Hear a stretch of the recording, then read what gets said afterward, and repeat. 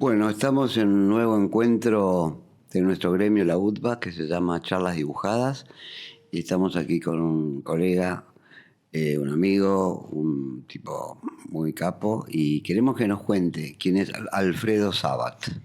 Bueno, hola, soy yo, Alfredo. Ujú.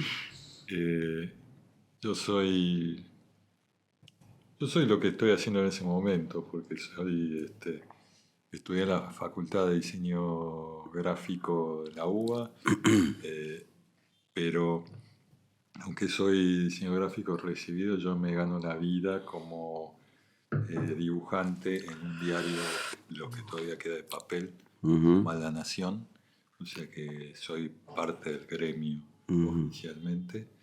También ahí, bueno, lo que hago es caricaturas, ilustración, lo que venga necesario en ese momento. También pinto, hago de todo un poco, en mis ratos libres, animación, hasta de vez en cuando hago algún video musical, cosas lo que venga.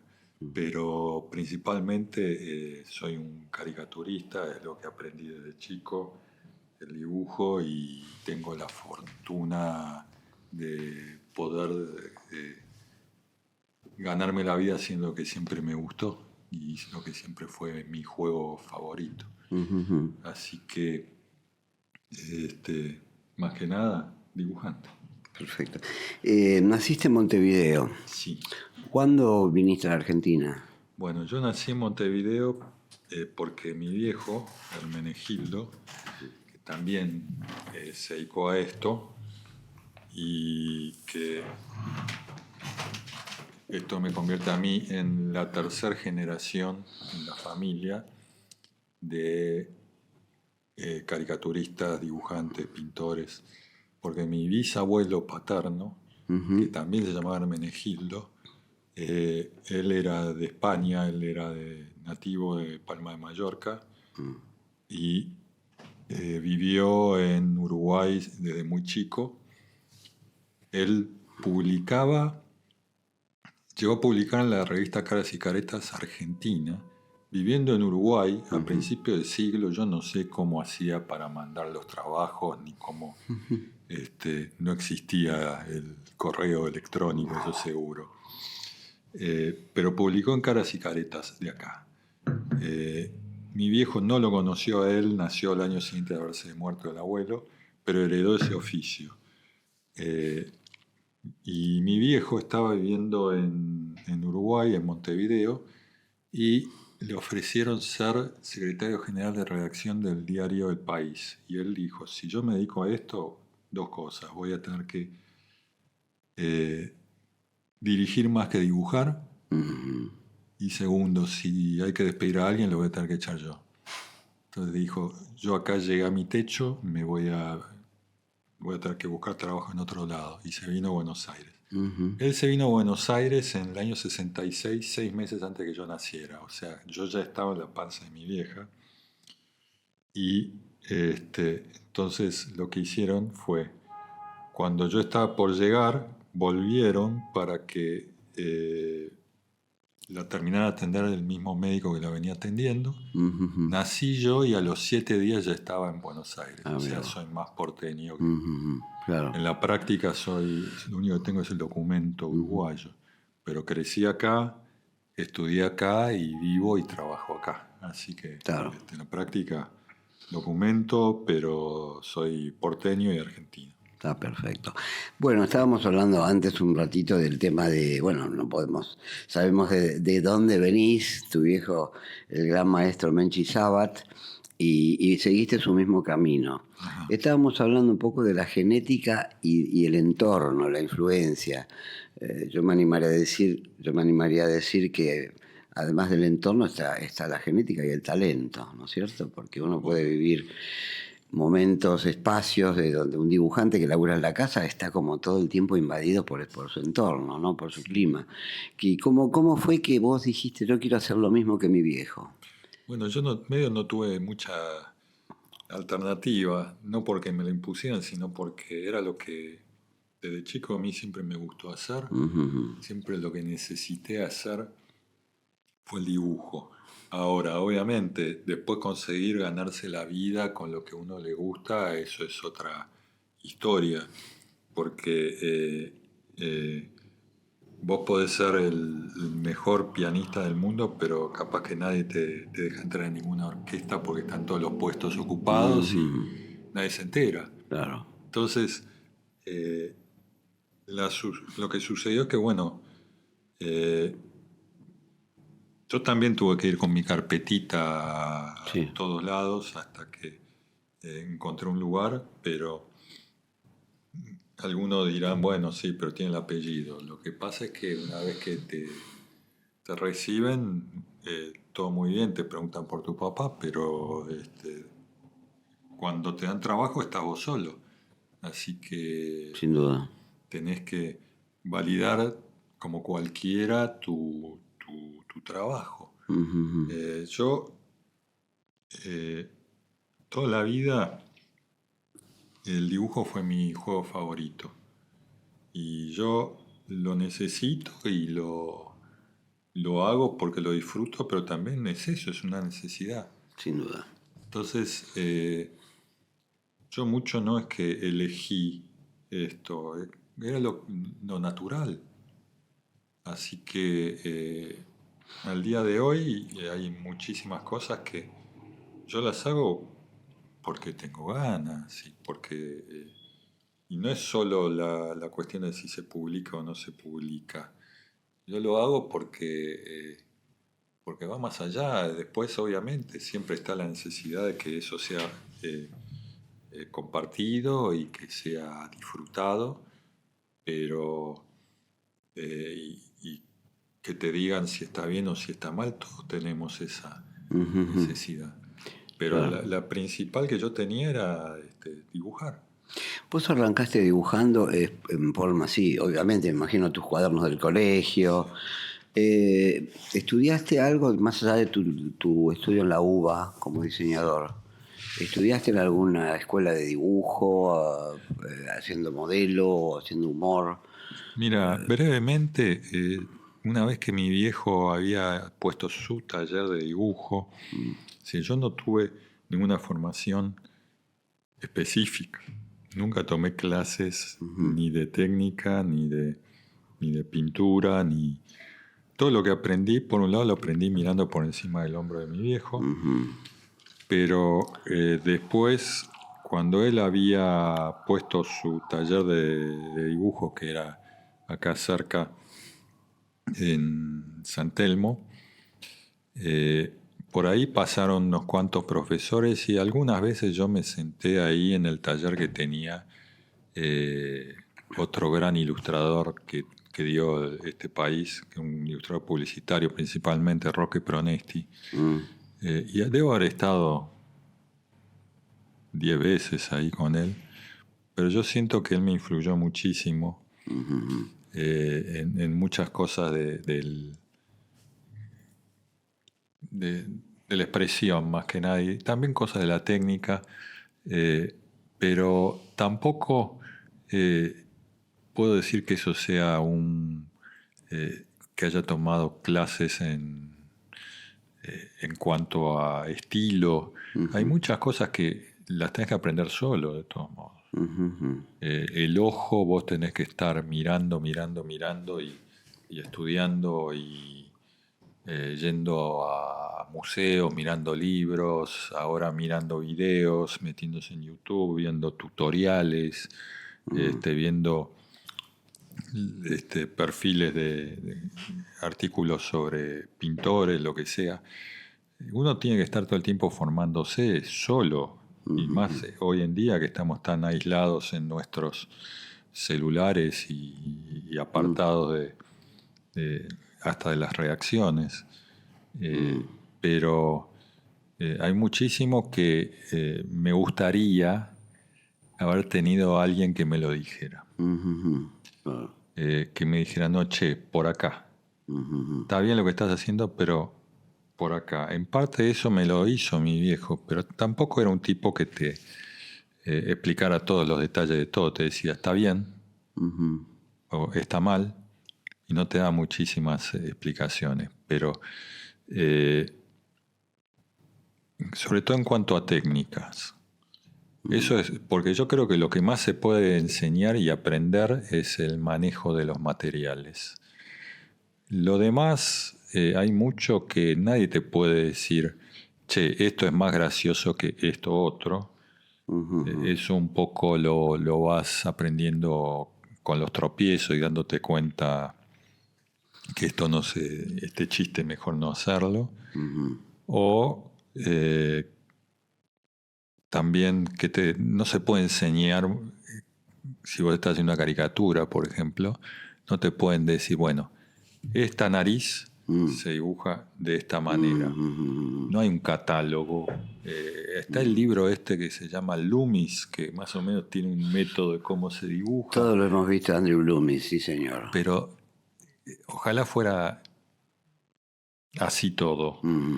Entonces, no hay un método para sacar parecido a alguien. Sin duda. Sí. Una pregunta. Vos, bueno, el caso de Lucas, Nine, de Tute, Sí. digamos, con esas presencias tan fuertes de sus padres, ¿vos enseguida te diferenciaste del estilo de tu viejo o empezaste a intentar esas tintas, esos trazos, o ya dijiste voy por este lado con la caricatura? Mirá, es totalmente distinto lo tuyo. Yo de todos modos veo las cosas y digo, esto lo saqué de mi viejo. Influencias yo existen. Sé, yo sé y lo acepto, y aparte tengo muy claro que lo que se hereda no se hurta. Pero sin duda. Yo siempre tuve la necesidad de encontrarme a mí mismo, porque todos tenemos esa incertidumbre cuando estamos en la adolescencia y empezamos a darnos cuenta que no somos más el nene de nuestros padres y tenemos que enfrentarnos al mundo solos. Todos pasamos por esa especie de, no voy a decir crisis, pero ese proceso, digamos. Entonces, yo lo tuve además porque el dibujo es la representación fijada en un papel de cómo te sentís vos y cómo ves vos en ese momento, al mundo, a la gente, a lo que te rodea. Vos estás expresando lo que vos tenés adentro y queda fijado en un papel. Y ahí vos ves todas las inseguridades, todos los miedos, quedan ahí. Y también las certezas que tenés en ese momento. Y entonces, muchas veces yo veo las cosas que hacía hace algunos años y digo, uy, mira, lo mal que estaba en ese momento. Y entonces yo de adolescente más todavía sentía esa necesidad de encontrarme y de ver qué era lo que yo podía hacer solo. Y sé que tuve como una especie de crecimiento y un retroceso cuando decía, no, yo qué es lo que estoy haciendo, me voy a ganar la vida haciendo esto, voy a poder competir, digamos, con lo que hace mi viejo, voy a poder salir de abajo de su sombra. Yo pasé por eso. Sí, me imagino, sin duda. Pero lo superé bastante. No mi viejo, lo que superé es esa duda de decir, bueno, tenés tu imagen y tu propio camino. Este es mi camino y sin duda. me vaya bien o me vaya mal, voy por acá. Sin duda. Yo pienso que es más difícil, vos sos artista plástico, ilustrador, artista plástico, ya vamos a hablar de eso. Yo pienso que es más difícil una caricatura que un retrato. Para mí, supongo que el hecho de encontrar los rasgos determinantes de un personaje, ¿no? Ahí hay que tener mucho ojo. Sí, y de salir de la realidad, ¿no? Eso es muy difícil siempre. Porque yo siempre me pregunto eso. Mirá que he leído explicaciones de grandes caricaturistas y de grandes retratistas de qué es el parecido. ¿Cómo sacás a alguien parecido? Eso es algo muy misterioso, es como el alma. ¿Dónde está? ¿Cómo se describe? Me acuerdo una vez que leí una descripción de que había hecho un caricaturista genial que llegué a conocer personalmente porque fue amigo de mi viejo, que trabajó 70 años, hasta los 99 años y medio, publicó en el diario New York Times. Al Hirschfeld se llamaba. Era el que hacía las caricaturas de teatro de Broadway en el New York Times.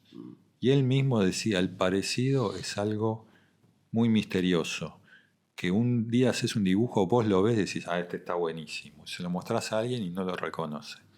Entonces, pero a la vez, él mismo decía, vos ves a alguien caminando por la calle un día de invierno con un gorro y una bufanda, y lo ves venir hacia vos. Ves este pedacito de la cara nada más y lo reconoces. Entonces el parecido no es solo sacar la nariz o los ojos, también es la postura, el movimiento, el gesto. El alma. Hay muchas cosas que no son visibles. Vos tenés que poder captar eso, y sea una caricatura o sea un retrato, es muy difícil de agarrar y es muy difícil de describir, porque yo creo que todos tenemos los mismos rasgos, es decir, todos tenemos dos orejas, una nariz, dos ojos, la boca, y en la cabeza más o menos todos tenemos una especie de promedio formado de dónde tienen que estar, la altura que tienen que tener los ojos, la nariz, el largo promedio que tiene que tener. Pero después cuando uno ve una cara, ve las relaciones distintas que hay entre esos rasgos, que todos tenemos una relación distinta. Es decir, algunos tienen la pera más larga, otro tiene la boca más corta, o sea, se va diferenciando de ese promedio que nosotros hemos ido aprendiendo viendo todas las caras que nos cruzamos por la vida. Y entonces el caricaturista, sobre todo, tiene que captar esa diferenciación que tiene cada uno y hacerla más notoria. Es más una exageración que una deformación. No es una deformación, es una exaltación de los rasgos. Determinados rasgos, sí. Y en el retrato tenés que encontrar y hacerlo lo más real posible. No exagerarlo, pero tenés que notar esa diferencia. Entonces, sin duda. ¿cómo es el parecido? ¿Cómo es cada uno? Es mucho más allá de la aritmética o la geométrica de la cara de cada uno. Sí, sí. Sos muy claro como describís el tema. ¿Vos hiciste docencia? ¿Has hecho docencia? ¿Has hecho algún tutorial de laburo? Alguna vez di alguna charla, alguna vez enseñé, pero las veces que quise dar clases no iba nadie. Así. Bueno, habrá que ver por qué. Tuve que... la historia de la didáctica me agradeció que desistiera porque iba a ser un fracaso. Bueno, ¿cuándo fue tu primer laburo que publicaste? Que me imagino la emoción que nos pasa a todos, ¿no? Mira, lo increíble es que el primer trabajo, no me pagaron obviamente, el primer dibujo que publiqué fue en la revista Villiquen, en la sección de dibujo que mandaban los nenes. No me diga el concurso de la campañola, de los dulces. Era un dibujo que había dibujado, copié al mono relojero que dibujaban Fernández Branca. Copié el mono relojero, lo mandé y me lo publicaron. Y estuve rebotando contra el techo durante no sé cuántos días. Eso fue la primera cosa que me publicaron. Después, la primera publicación de humor, digamos, que hice, tampoco me pagaron. Tampoco le entregué con la intención de que fuera publicado. Resulta que yo iba a Clarín con mi viejo, porque como todo padre, yo también lo he hecho, llevé a mis hijos al trabajo alguna vez. Y entonces yo, como iba desde los 5 años que estoy yendo a redacciones, iba a Clarín y estaba Landru sentado en el fondo. Mi hijo estaba en una esquina de la redacción y Landru estaba en la otra esquina sentado al lado de Murray, Luis Alberto Murray, creo que se llama. Y más allá estaban las carreras. Entonces me cruzaba toda la redacción, iba y lo saludaba a Landru y le hablaba y le preguntaba cosas. Y en esa época Landru tenía la revista Tía Vicenta, en la década del 70 todavía había tenido como una resurrección Tía Vicenta. Volvió en el 78. Y entonces publicaba una página que me causaba mucha gracia, que era la leyenda del Chipe Condien. El Chipe Condien era uno de estos personajes que inventaba Landru y que reciclaba todos los números, inventaba una historia nueva. El Chipe Condien era una especie de leyenda campera o folclórica de la Argentina. Viste que acá en el norte hay un montón de leyendas. Está el Curupí, está El Pombero. el Pombero. Ahí había una mina que llamaba el Zapán Sucún o algo por el estilo. Y entonces este era el Chipe Condien. El Chipe Condien era un supuesto bebé que veían a lo lejos en el campo, se acercaban cabalgando, veían un bulto en el horizonte, entonces se acercaban y ven que era un bebé que estaba así boca abajo en el pasto. Sí, Entonces era. decía, pero si es un chiquito, decía el gaucho. Y entonces el bebé se da vuelta y tenía barba y unos dientes enormes. Y decía, chiquitito pero con dientecitos. Y esa era la historia. Sí, pero Landru era impresionante. Las Y cosas entonces que a mí me inventó. encantaba y lo leía y lo leía. Entonces yo iba a un taller de cerámica, Ajá. tenía 11, 12 años. Iba a un taller de cerámica, entonces le hice un muñequito del Chipe Condien en cerámica y se lo regalé. La semana siguiente, en la revista Tía Vicenta sale una página diciendo proyecto de monumento al Chipe Condien. Entonces le sacaron una foto a mi Qué delirio. muñequito y abajo Landru le dibujó un pedestal. No me digas, qué va. Era muy creativo, muy Y creativo. entonces publicó eso, publicó mi nombre y obviamente... Una emoción, me imagino. Son cosas maravillosas, las primeras veces, ¿no? De todo esto. Pasaron como... Eso fue en el 78, Claro, aparece Tía Vicenta, esa última versión. la última versión, y duró poco. Duró muy poco, tuvo problemas empresariales con el socio, viste, una pena. Ah, no fue problema con el proceso. Coincidió con la aparición de Humor, 78. O sea, estaban las dos y algunos teníamos la suerte de estar ahí en las dos En las revistas. dos, Sí, es verdad. Un momento para el humor, bueno, en Bueno, un sentido. termino esto y ahora me contás. Decime. Que pasaron como 40 años y yo me puse en contacto con el nieto de Landru. El nieto de Landru tiene la Fundación Landru Sí, señor. y tiene digitalizadas todas las publicaciones de Landru. Eso es Sí. asombroso y es para aplaudirlo. Yo sobre todo lo sé porque tengo que hacer eso con las publicaciones de mi viejo, que es un problema mayúsculo hacer todo claro. eso. Imagínate lo de Landru, que tenía como también Sí. 40, 50 años de carrera. Entonces le escribí y le dije, vos tendrás archivada la página del Chipe Condien, que estaba el monumento del Chipe Condien, me las podrás pasar, y me la pasó. Y ahora tengo guardado digitalmente Qué bueno. mi primer publicación de una revista de Y bueno, ya en algún momento, cuando hagas tu retrospectiva, lo vas a poner. La estación Callao Sí. está llena de murales. Sí. Vos has hecho murales también.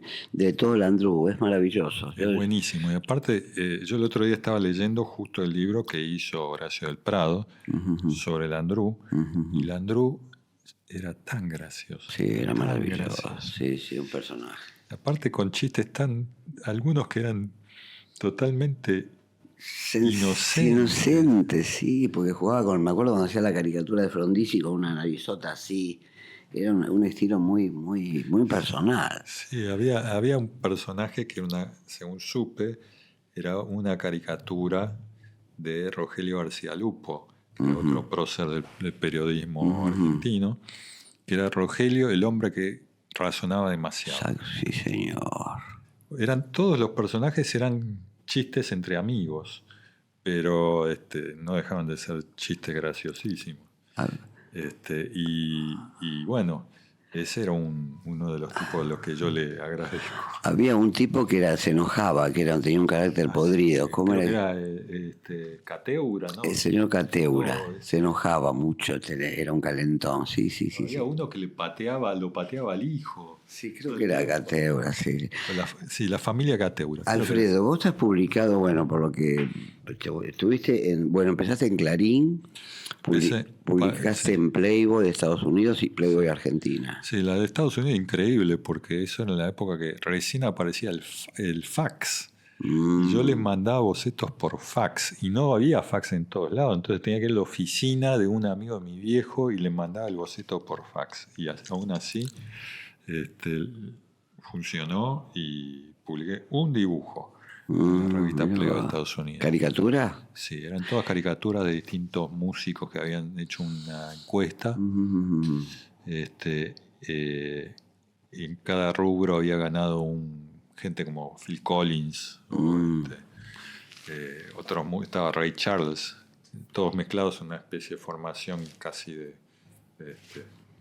los personajes del año. Playboy Argentina también. También, sí. Y ninguna de las dos conseguí una chica. La chica de Playboy. La chica de Playboy, el desplegable. No, mucho menos. Estuviste en Caras y Caretas también en la última versión, en Barcelona. Sí. Ahí ¿Llegaste a estar en Barcelona?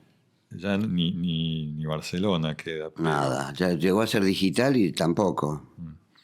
Eso es increíble. Pero eso es algo que yo veo en general, porque el humor en la Argentina, más allá del humor gráfico, y esto es algo que llegué a... Porque en uno de mis laburos llegué a conocerlo a Enrique Pinti, otro de los grandes próceres del humor argentino. Sin duda. Y le dije una cosa que a mí me preocupa mucho, que es que el humor argentino, con todos los genios que hemos dado, no solo el humor gráfico, que tiene cualquier cantidad de medios legendarios como los que también trabajaste vos, y durante prácticamente 150 años de historia la Argentina ha dado cualquier cantidad de humoristas gráficos y medios gráficos que son la envidia hasta en Francia. Pero no solo eso, el humorismo en películas, en teatro, en televisión. ¿Qué queda de todo eso? Porque las revistas van desapareciendo, los diarios van desapareciendo. Y los programas de humor, ¿qué se puede decir que es programa de humor hoy en día? ¿Programa de Tinelli? Tampoco, ya ni siquiera eso queda uno que era sin codificar. Sí, no quedaba, sé si sí, pero no está más. Entonces, ¿qué queda? ¿Dónde está toda esa gente? Y yo le pregunté a Pinti si a él le preocupaba eso y qué había de eso y qué queda de eso. Y me dijo, no, a mí no me preocupa en lo más mínimo. Me dijo, porque ahora el humor siempre va a estar y se convierte en otra cosa. En esa época era el stand-up. Y ahora está todo esto del streaming también. Los memes. El humor cambia, pero el humor sigue estando. Sí. A veces uno dice, y ya una revista de humor, pero los memes a veces te ganan, porque una revista que salía como humor, a veces hasta quincenal o mensual. El meme lo tenés en el día. Sí, eso yo veo, hay cosas que las veo y bueno, el TikTok, el TikTok lo que hicieron fue recortar un pedazo de una noticia y le pegan un cartel o le pegan una colita al final. Es graciosísimo. El humor sigue existiendo. Lo que me da pena, y me da muchísima pena, es que hay muchísima gente que no tiene dónde expresar ese talento. Claro. Si no es de esa manera. Sí, totalmente. Vos sabés que este espacio que tenemos acá en la UTBA es una manera de hablar con aquellos que hicieron y hacen el humor de una u otra manera. Después la Alianza Francesa, el espacio de Walter, que también da lugar, y lo que trabaja Judith y Joma en la biblioteca. Son espacios que están siempre reflotando el humor y recordándolo. Y trabajándolo poniéndose gastándose el lomo Sí. para que eso siga existiendo y siga recordándose. Sin duda. Y a mí me parece que es fundamental recordarlo. Y toda la gente que esté escuchando esto, viendo esto, y que no esté al tanto de... Afortunadamente hay muchos nombres que todavía están ahí, por más que ya no estén físicamente entre nosotros, pero es increíble. Mafalda, por ejemplo, es una historieta que se hizo en la década del 60 y 70. Se sigue leyendo, sigue actual, y se traduce y se vende y se distribuye en todo el mundo. Y son chistes pensados para un público local de la década del 60. Son chistes que hablaban de Fidel Castro y la China roja, que ya no están esas cosas como eran en esa época, y siguen teniendo la actualidad. Entonces, eso es lo que hubo acá. Y es lo que hay que difundir también. Todo lo demás. Hay que difundir también la historia que ha tenido esto, los logros, los problemas, las luchas, todo lo que vos viviste con la gente de la revista Humor, todos los problemas que han tenido, pero también yendo más atrás, toda la gente que sufrió censuras y Tu peleas. viejo también lo tuvo. Sí, también. Tuvo aprietes y cosas que, bueno, después contaré, pero el tema es que también en otras décadas cerraban los medios socialistas porque no le gustaba al general. Y antes también, me acuerdo que en la época de Irigoyen tenía tipos, bueno, el primer dibujo animado que se hizo, el primer largometraje que se hizo en dibujo animado en el mundo, se hizo acá y era una cosa pegándole a Hipólito Yrigoyen. El peludo, lo dibujaban como el peludo. Entonces, el humor gráfico acá tiene una historia larguísima. Las caricaturas de Caras y Caretas, los trabajos de Cao. Sí, Caras y Caretas. Tenía unos dibujantes que eran buenísimos, tan buenos que yo he visto los originales. Mi viejo tenía algunos originales de Caras y Caretas. Maradé, Hugo Maradé. También, sí. Entonces vos ves los originales y muchas veces ellos mismos dibujaban los carteles de la tapa de la revista. Eran letristas. Eran letristas excepcionales, eran diseñadores excepcionales. Tenían una capacidad. Vos ves el trazo de la letra y vos decís, mamá mía. Hacían litografías en muchos casos. Hacían litografías a partir de eso. Con las tapas eran litografías muchas veces. Vos ves el original y decís, ¿cómo convertían esto a un impreso? No existía el escáner, no existía la foto. La fotoduplicación. Se sacaba una foto y después se tramaba con ese. Todo artesanal. No existía la trama, era litografía. Todos estos tipos tenían que tener esa capacidad de poder convertir eso técnicamente, manualmente, a una litografía. Las cosas que se han hecho, los oficios que hemos perdido. Fíjate, Alfredo, los billetes de plata o las estampillas eran litografías. Era todo grabado y se grababa con una punta de escalpelo. Sí. Ahí en el Museo Jaureche está toda la historia del billete argentino, que eran todas litografías. Creo que hay piedras exhibidas mostrando esos trabajos. Entonces, es increíble. Y lo que pasa es que todo eso, obviamente, era la técnica del momento. Y toda la gente en todo el mundo tenía que saber manejar esas técnicas como hoy tenemos que saber manejar hasta el celular, sin duda, si queremos trabajar. Entonces, tenían que manejarse, pero implicaban un talento para poder destacarse y una capacidad que hay que tenerla. Sin duda. Alfredo, he visto que muchos premios, estás en la Casa del Bicentenario en estos días con una muestra. Inauguro, ya está colgada. Pero... Esto va a salir después de la inauguración, así que contemos como que está la muestra exhibida. Desde el 2 de julio en la Casa del Bicentenario. Son pinturas, son óleos. Vamos a ir a verla. Y son cosas que no tienen absolutamente nada que ver con lo que yo hago para ganarme. ¿Cómo te pones ahí frente a un óleo o frente a un dibujo de un personaje, de una caricatura? ¿Cambias el chip? ¿Cómo es el tema? Mirá, es más automático. Yo sé dónde estoy y yo sé lo que puedo decir en cada cosa. En realidad, sé qué es lo que no puedo decir en cada cosa. Hay cosas que, por ejemplo, hay una limitación técnica, primero que nada.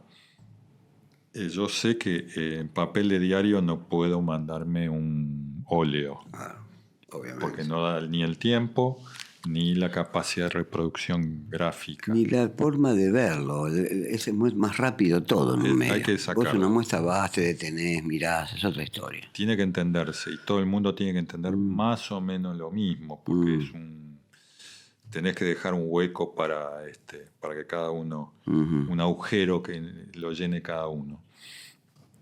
Pero más allá de todo eso, cuando uno está pintando no tiene ninguna obligación, primero ni de ser claro, ni con uno mismo. Vos estás haciendo las cosas y no tenés muy claro, y vos también tenés una parte tuya que se dedica a eso y de manera muy destacada, que haces cosas que no tienen el significado tan cerrado que puede tener un chiste, un dibujo, sino que son más abiertos y que si no tienen misterio, no tienen vida propia. Claro, sin duda. Entonces, ahí, ¿qué es lo que pasó? Yo cuando empecé a pintar, lo que pintaba era mucho más parecido a lo que dibujo en un diario, era más caricatura. Pensaba que ese era mi estilo. Pero después, con el tiempo, empecé a trabajar muchísimo más el detalle y el fondo y la ropa y el conjunto, y de golpe me di cuenta que eso me lo hizo ver mi viejo sin querer, pero me lo hizo ver que al final la caricatura estaba conspirando contra el resto del cuadro, porque le ponía tanto detalle y tanto estudio en la anatomía y tanto realismo al resto del cuerpo que de golpe la cara parecía una máscara de goma. Entonces distraía. Era anecdótico, digamos. Sí. Era un hecho Entonces anecdótico. dije, mejor si voy a ser tan realista, o no es que sea realista, porque tampoco es Sos figurativo. Son figuras. Entonces, si voy a ser tan figurativo en todo lo demás, ¿por qué no ser figurativo en la cara? Entonces empecé a concentrarme más en el personaje de una manera más respetuosa de la realidad, pero tampoco de la realidad. Ningún dibujo es la realidad. Totalmente, claro. Siempre es la elección de lo que vos querés dibujar. Es una abstracción. Aunque sea la Gioconda, es irreal. Hay muchas cosas que son falsas. Sí. Es la elección del tipo que dibujó eso. Entonces, cualquier dibujo no es la realidad. Aunque y no tiene que ser una abstracción, no tiene que ser un Jackson Pollock, no tiene que ser un Mondrian. Cualquier cosa que vos dibujes, cualquiera, por más que no sea abstracción pura, es una abstracción. Sin duda.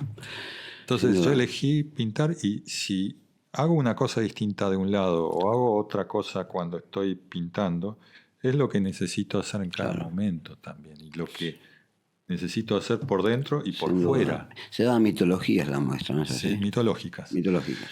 Eso es un momento que empecé, hice un cuadro y dije, tenía ganas, porque se me antojó en un momento, de hacer una variante del mito de Edipo. Dije, bueno, si voy a hacer el mito de Edipo, ¿quién hago como Edipo? Dije, bueno, lo voy a poner a Sigmund Freud y voy a poner una esfinge enfrente, y bueno, va a ser una mujer, porque la verdadera esfinge, el mito de la esfinge era una mezcla entre mujer, león y con alas. Esa es la esfinge griega. Entonces hice esa mezcla, y cuando terminé dije, este es un tema interesante. Y entonces Arrancaste con la propuesta. arranqué con todas estas cosas de mitos griegos y Vamos a ir a ver, vamos a ir a verla sin duda. ¿Qué es esa serie? Alfredo, tenés muchos premios. Todos estos premios, obviamente, bueno, ADEPA mira lo que se hace, pero por ejemplo, en Kosovo Cartoon, en el 2007, ¿ahí mandaste obra o te invitaron? En Kosovo. A la pucha. Eso yo todavía lo tengo que explicar. ¿Qué es lo que pasó? Era en la década entre el 2005... 2007 fue esto, lo sí, tengo pero entre el anotado. 2005 y 2011, 12, yo mandé un montón de concursos. Y En el rubro caricatura, ¿no es cierto? Lo que ellos le decían cartoon. Cartoon, porque está tira, páginas. Sí. Cartoon es como una especie de comentario editorial, digamos. Pero ahí ¿estaba el chiste o era la caricatura de un personaje? Era más que un chiste, era una situación. Una situación. Más o menos graciosa sobre un tema. Entonces, con un estilo que podía ser medio caricaturesco, pero era más un comentario situacional, digamos. Yo mandé un montón de concursos y algunos gané, pero lo llamativo es que yo me enteraba por las páginas web, todo el listado de concursos que había, y yo decía, este me interesa, mando algo, este me interesa, mando algo. Sí. Mandé uno a Kosovo porque me pareció interesante el tema, parte del premio me parecía atractivo, entonces mandé. Y de golpe me viene un mensaje diciendo que había ganado, que me pagaban el viaje y que viajaba 3 días después. Dije, bueno. Entonces llamé a un colega, a Gustavo Sierra, que había sido corresponsal de guerra, y le dije, che, voy a viajar a Kosovo. ¿Voy o no voy? Llevo un casco de Kevlar. Y me dice, no pasa nada, y está todo cuidado por la OTAN, así que no tengas miedo. Fui y tal cual, estaba todo, cada 2x3 me cruzaba con un tipo vestido con ropa de camuflaje y una ametralladora de este tamaño caminando por ahí, hablando con gente. Y después me crucé con un edificio que en la medianera, apenas entrando en la ciudad que se llama Pristina, la capital de Kosovo, había un gran mural con la foto de Bill Clinton. Y yo decía, ¿por qué era? Porque Bill Clinton bombardeó Kosovo en la década del 90 y gracias a eso expulsó a los serbios. ¿Pero por qué bombardeó Kosovo? Porque en ese momento tenía el quilombo por Mónica Lewinsky. Tenía tal quilombo con Mónica Lewinsky que decidió bombardear otro país como para poder... Para zafar las culpas, ¿qué tal? Disimular, que hablen de otra cosa. Un pequeño gasto. Y entonces yo le decía eso a la gente de Kosovo, ustedes saben que esto fue para desviar la atención, y dicen, sí, pero ¿sabes lo que nos importa? Nos sacó de encima a los serbios. Gracias, Mónica Lewinsky. Ahora, viste, hay países, por ejemplo, Irán, que son tan distantes culturalmente, en todo sentido, que tienen unos humoristas buenísimos. Y Irán tiene mismo un en Kosovo. concurso de Irán Cartoon que dura y dura.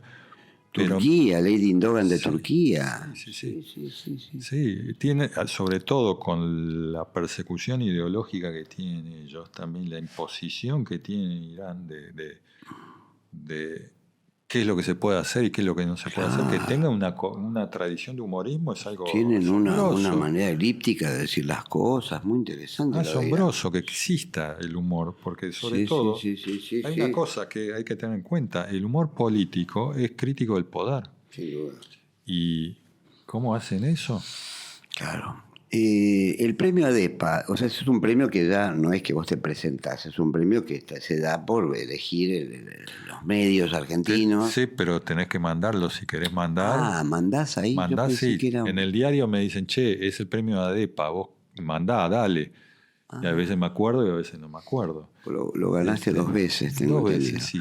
Porque no, yo pensé que ADEPA mira las publicaciones y ahí elige. Ah, no, Vos tenés que presentarte, mira seas vos. dibujante, seas redactor, No se hace hay ya, un ¿no? montón de categorías.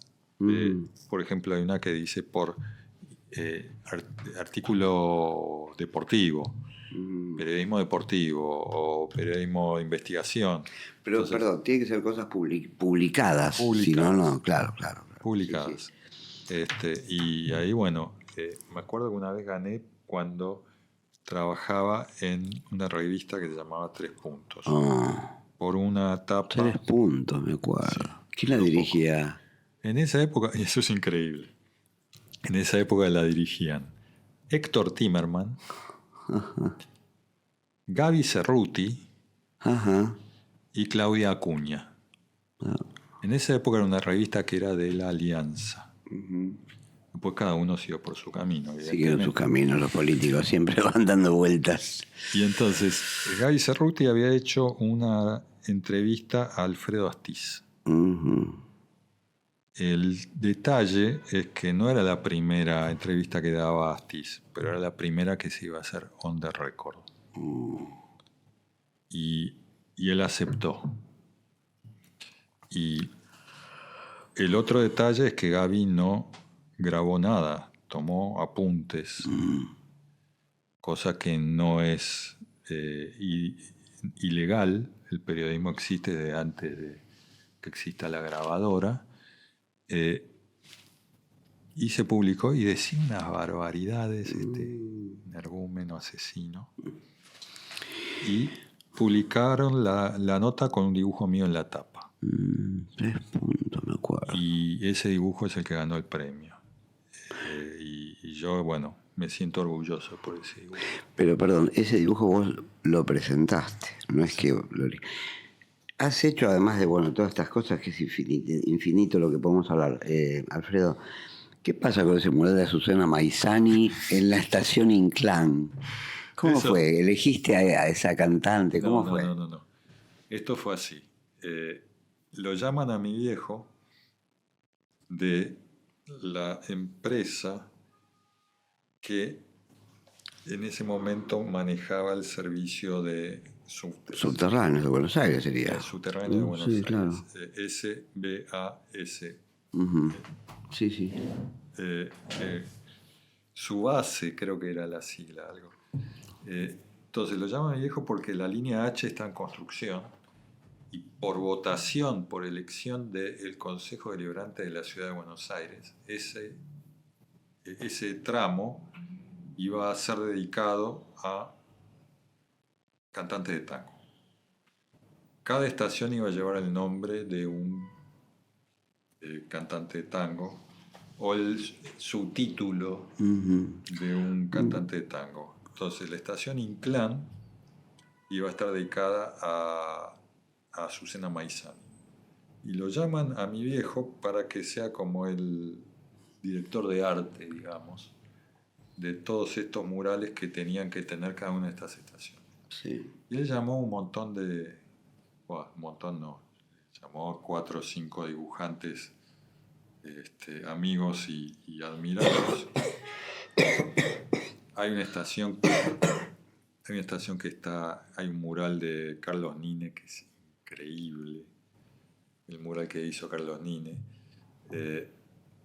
Creo que es la estación dedicada a Fresedo. Hay otra que tiene un mural hecha por Oscar Grillo, que es Canaro. Hay una que está hecha por alguien más, había alguien más. Malavia Osvaldo Pugliese. No sé si hay algo de No, Pugliese. pero no es en la H, esa es la otra. Esa es la B. Entonces, había alguien más. Estaba un mural que hacía mi viejo y él me llamó para esta estación. Y entonces me dice, bueno, tenés que hacer algo con Azucena Maizani. Y yo al principio decía, estaba medio conflictuado con eso. Decía, ¿me está llamando? Yo tenía mi duda de que yo me mereciera realmente hacer ese mural, porque yo desde muy chico ando por los subtes de Buenos Aires y veo los murales que hay hechos en cerámica por todos los subtes. y veo que son parte de la ciudad y que pasan las décadas y eso es parte de la ciudad y a la vez mi admiración por toda la historia del arte y los frescos y los murales que hay en todos lados. Y yo tenía mi miedo de meterme en un trabajo así y decir, ¿me merezco yo esto? Y le dije eso, ¿vos por qué me estás dando esto? ¿Me lo estás dando porque soy tu hijo? Y me dijo, no, te lo estoy dando porque admiro tu trabajo. Y yo dije, soy un boludo. Qué lindo. Hermoso, loco. Y entonces terminé haciendo el mural este que tuve que investigar, tuve que mirar la película Tango, que fue la primera película sonora argentina, donde aparece ella cantando, y me puse a hacer estas cosas que, como me pasa a mí cuando paso por una estación de subte, hay muchísima gente que pasa caminando por al lado de los murales, yo incluido, y no le prestamos atención. Pasamos. Es parte de la pared, pero eso no quita que haya gente que se siente ahí y se ponga a mirarlo. Entonces, hay que hacerlo pensando en toda esa gente, todos. Alfredo, ¿y cómo es el laburo? ¿Vos haces el original, lo haces ahí, pasás a cerámica? ¿Cómo es exactamente? En ese caso en particular, ¿qué es lo que pasó? Hay algunas estaciones que son hechas en cerámica, pero mi viejo vio que él había hecho otro mural y que había sido hecho en cerámica y que después se rompió un caño. Y eso le pasó también a un mural que había hecho Altuna. Me acuerdo, se rompió un caño y volaron como una larga fila de azulejos que habían hecho con los dibujos de Altuna y quedaron unos lamparones blancos ahí porque no los reemplazaron. Después con el tiempo lo han reemplazado, pero eso le molestó mucho a mi hijo, entonces averiguó y había una manera en ese momento que se hacían digitalmente. Se imprimían sobre una especie de lona y se tensaba sobre la pared. Y entonces yo hice unos dibujos que debía ser así, debía tener como 70 u 80 de ancho por 20 de alto. Los hice en acuarela. Eso fue escaneado.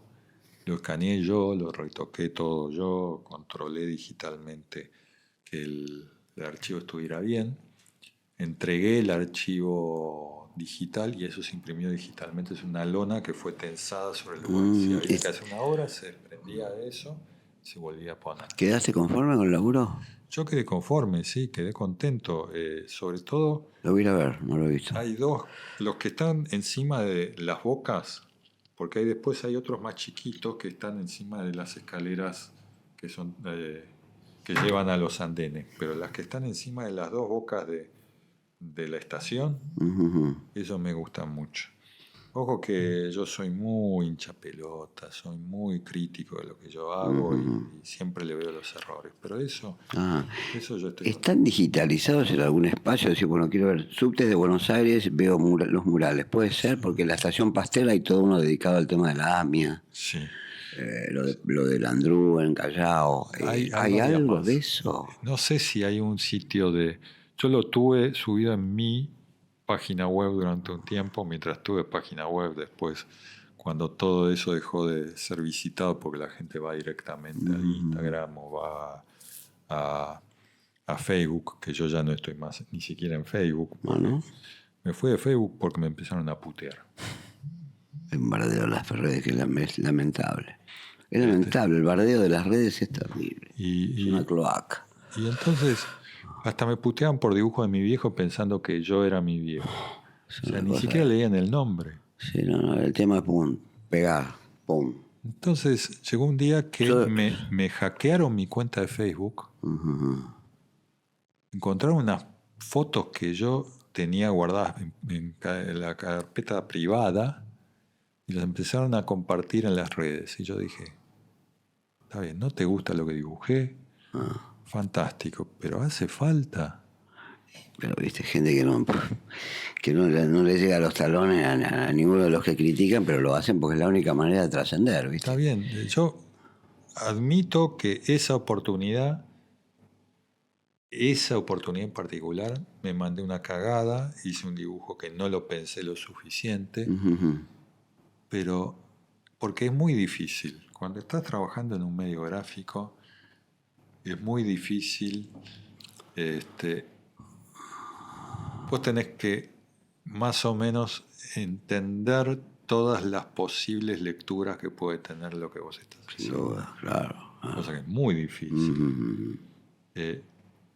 Pero tenés que estar en la balanza diciendo, si esto tiene un peligro fuerte de ser mal interpretado, mejor ir por otro lado. Claro.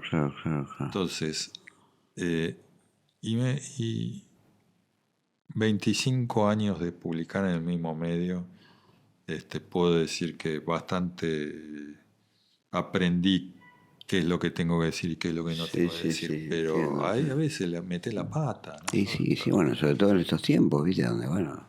Pero de ahí a justificar que perder tu tiempo hackeando la cuenta de alguien para estar ventilando las fotos privadas de esa persona. Y hay gente que mucho no tiene que hacer. Mucho no tiene que hacer. ¿Tuviste alguna respuesta de políticos especialmente buena o a favor o en contra? ¿Te pidieron el dibujo? Bueno, eso es algo rarísimo, rarísimo, que pasa siempre. A mi viejo le pasaba todo el tiempo, que es que vos dibujás a alguien pensando que le estás dando con un caño y el tipo quiere tener su dibujo. Claro. Mientras hablen de él, está todo bien. Entonces, no sé si es vanidad, no sé si es ignorancia o ceguera, pero te lo piden. O capaz que la otra posibilidad es que es una expresión de poder. Porque vos me hiciste ese dibujo, pero yo te pido el dibujo y no tenés más remedio que dármelo. Claro. Entonces, yo soy más poderoso que vos. Entonces, puede ser un poco de todo. Me han pedido así dibujos. El último que me pidieron es una cosa rara. Ese yo lo mandé con gusto, porque hoy en día, además, como se dibuja cuando publicás para un diario, tenés que dibujar en digital. Porque es muchísimo más rápido. Terminar el dibujo, ya en 2 minutos ya está en el sistema, en 2 minutos ya está pegado en la página y en 2 minutos ya se puede mandar a la imprenta. Entonces no me estoy desprendiendo de un original, pero muchas veces lo quieren impreso, firmado, dedicado, ponele. Si no, lo mandás a un mail y que ellos lo impriman. Claro. Y el último que me pidieron, me lo pidió el intérprete presidencial. Es un tipo que se llama, si no me equivoco, Walter Kerr. K-E-R-R. Es un tipo que habla 7 idiomas fluidamente. Y el tipo está traduciendo, hace como 25 años ha traducido a todos los presidentes que han habido. Entonces es un tipo súper capaz. Y las cosas que debe haber tenido que traducir. Sobre todo las puteadas que largan ahora. Y las estupideces que han dicho más de un presidente. Sin duda. Entonces, a ese tipo hasta con admiración se lo mandé. Pero también conozco anécdotas de gente bastante más tenebrosa que han mandado a pedir dibujos. Y en esos casos decís, mira, el dibujo vale tanto, le puedes decir. ¿Vale tanto? Sí, pero porque hacer comercio con un tipo que vos no estás de acuerdo. No, ni siquiera. Por ahí. No, estoy de acuerdo. Por ahí ni siquiera se lo mandás, obviamente. Te puedes hacer boludo siempre. Claro, sin duda. Bueno, a veces lo que pasa es, como dice Pinti, quedan los artistas. Los artistas. Ese tipo va a pasar al olvido. Los artistas. Sí, era maravilloso. Salsa criolla. Bueno, hay 1000 cosas más, Alfredo. Publicaciones, muestras en Recoleta, hoy en el Arte, en el Borges. ¿Cómo ves el público que de pronto ve tu laburo en el diario y va y se encuentra con el original? ¿Cómo es la reacción? Que ve por ahí las correcciones, las indicaciones al diseñador. Mirá, cada uno va a ver, y te puedo decir un poco también lo que yo siento cuando veo una exposición de otra persona. Cuando veo el original, sobre todo si es papel, vos estás viendo cómo piensa esa persona de una manera mucho más clara. Porque vos ves el gesto, vos ves la pincelada y vos ves en el tiempo real, porque vos sabés, de acuerdo a la escala, qué tan rápido podés mover la mano para hacer un trazo en esa medida real. Entonces, eso es lo que yo siento cuando veo un original. Es lo que te hablaba recién de ver los originales de Caras y Caretas, pero también cuando veo un cuadro colgado, sea de quien sea. Entonces, yo no me puedo poner en la experiencia de los demás, pero yo siento que eso debe ser alguna de las cosas que pasa por la cabeza de la gente. Pero también se da una cosa que yo entiendo, que es el tema de la admiración por el objeto real físico casi del, qué sé yo, la guitarra de Sandro, ponele, o la pelota que pateó Maradona, y vos ver el objeto físico real siempre tiene una comunicación más cercana con uno, con la persona que uno admira. Por más que sea, no deja de ser un pedazo de cuero más que una pelota. Sí, sin duda, sin duda. Entonces, todas esas cosas que uno se comunica al ver el original. Si alguien lo siente con un dibujo mío, espero que esté bien en la cabeza también. Sin duda, sin duda.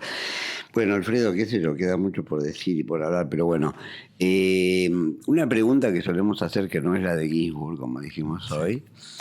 ¿Qué es lo que vos no harías desde el punto de vista ético? Viste que hay un código de ética en la medicina. ¿Qué es lo que decís? Con esto no cuenten conmigo. Muy difícil que se me ocurra algo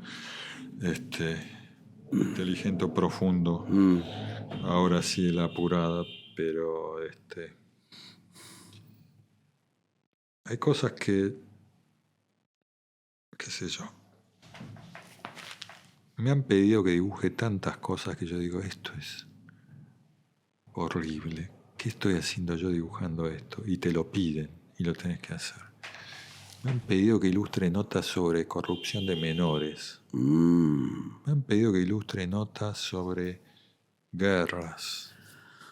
Me han pedido que ilustre notas sobre cosas que yo digo, ¿qué me estoy metiendo?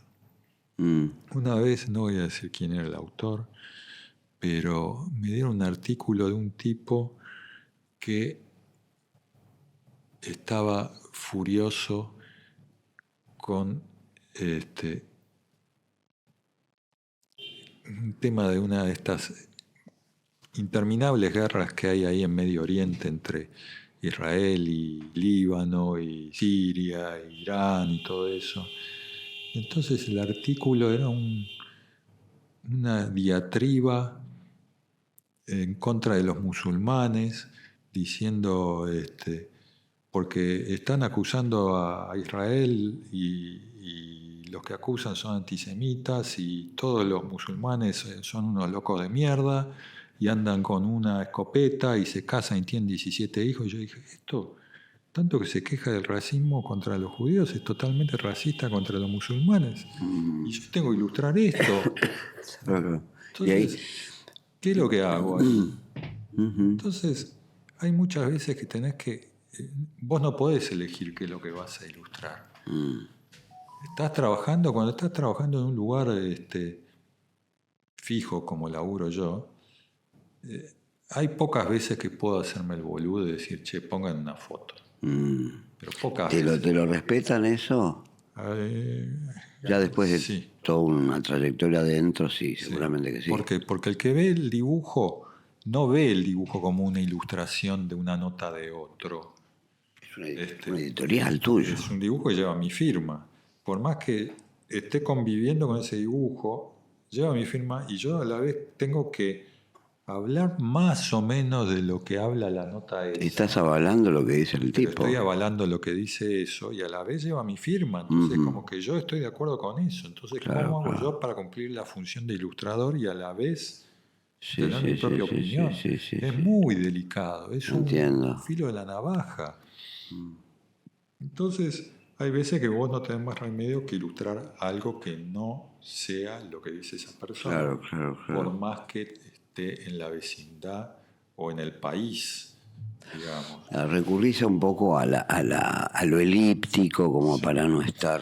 Sí, entonces, ¿cómo puede ser elegante? Yo creo que lo principal es ser elegante, porque hay cosas que se pueden hacer chistes con inteligencia y con elegancia, se puede hacer cualquier tema.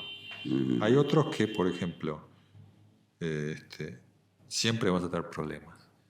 Yo trato de ser elegante. Me acuerdo que en una época alguien había puesto una página web solo para acusarme a mí de antisemitismo porque había hecho un dibujo sobre la guerra. Y esto hace ya como 20 años. Yo decía, ¿qué entendió este señor? Sí, sí, sí, Veía sí, que sí, era un dibujo en blanco y negro y decía que en mi dibujo había manchado de sangre la mano de un personaje que se suponía que era Israel. Entonces decía, ¿dónde vio la sangre? Es en blanco y negro. claro, bueno, Entonces, te analizan el chiste, te lo desmenuzan, cada entonces, dibujo, ¿viste? Sí, entonces, yo no puedo combatir contra las interpretaciones ajenas, claro, claro. pero estoy en peligro de ser malinterpretado porque no había nada que intentara decir eso. Entonces, ¿qué es lo que haces en esa situación? Claro, claro. Sí, ¿Qué es lo que yo no dibujaría? entiendo. No sé, yo lo que trato es de ser elegante y respetuoso lo más posible en cualquier tema. Respetarte a vos mismo, sin Sí, duda. respetarme a mí mismo, porque yo no puedo tampoco avalar cualquier cosa con mi Claro. firma. No, pará. Pues estás legitimando algo que no está en tu cabeza, sin duda. Sí, entonces es muy, muy incómodo y muy largo de explicar, pero Te entiendo, te entiendo. trato de cumplir una función, porque en definitiva yo estoy construyendo sillas para que otra persona se siente ahí, pero yo soy el que construyó la silla. Sin duda. Entonces tengo que tener cuidado qué es lo que piensa esa persona que va a usar Claro, claro. mi ilustración para pensar algo. Para descargar su bronca o su mediocridad muchas veces. Alfredo, gracias. Por favor. Gracias por venir. Te vamos a hacer laburar. Vamos a hacer un dibujito dedicado a la UTBA que después va a estar en la galería Quino Caloy, acá exhibido. Dale, ¿De acuerdo? Sí, cómo no.